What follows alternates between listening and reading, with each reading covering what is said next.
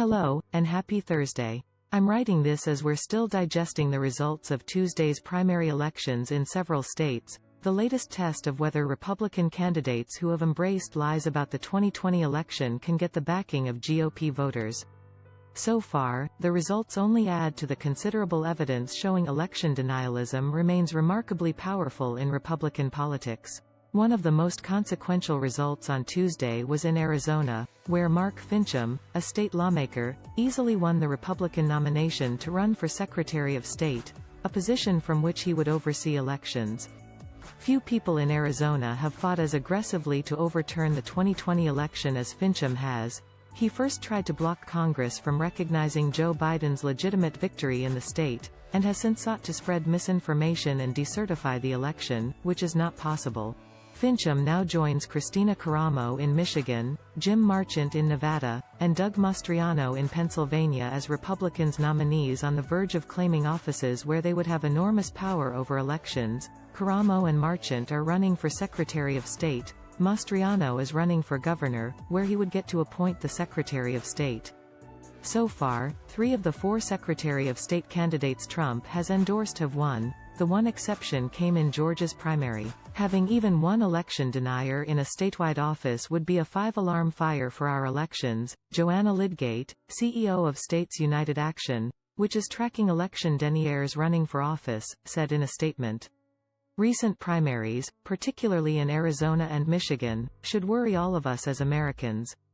But voters have the power here. They can slow this trend in the primaries to come, and they can stop it in its tracks in the general election.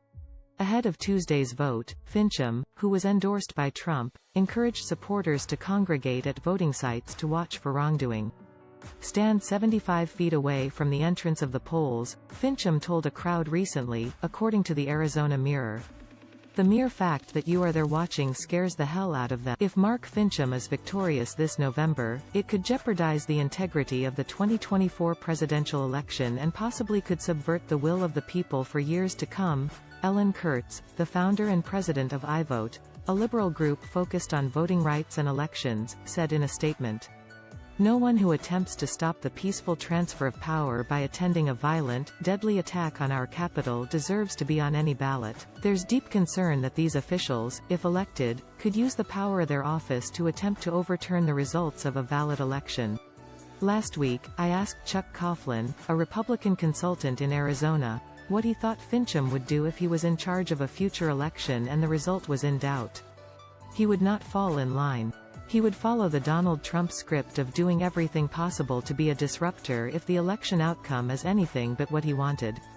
I don't see any go along to get along in Mark Finchem, he told me. Kari Lake, a Republican who made election denialism a pillar of her campaign, also is leading in the Arizona governor's race. Votes are still being counted, but if she wins, it would place election denialism front and center in a state where top Republicans have aggressively embraced it. There was one other major victory for Trump on Tuesday. Rusty Bowers, the term-limited GOP Speaker of the Arizona House, lost his primary to a Trump-backed challenger in a state Senate race. Bowers played a key role in rebuffing Trump's efforts to overturn the election in his state and was censured by the state GOP after he testified in front of the panel investigating the January 6 attack. Acknowledging the headwinds he faced for going against the former president, Bowers told NBC before the primary it would be a miracle if he won.